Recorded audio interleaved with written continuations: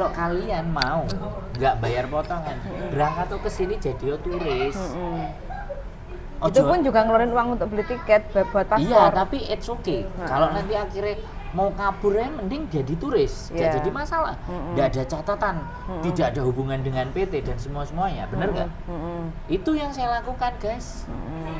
Kalau niatnya kabur ya. Kalau mau niatnya nggak mau bayar potongan dan nggak mau menggunakan jasa PT itu begitu. Berangkatlah jadi turis, bari turis ngeblong, wis. Silahkan itu.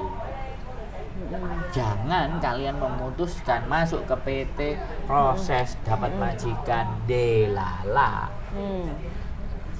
Ya kan, delala. Kok kabur? Nah, kalau memang sampean mau kabur, di Facebook aja cari teman-teman yang kerja-kerja di Rostar, mau dong aku dari Indonesia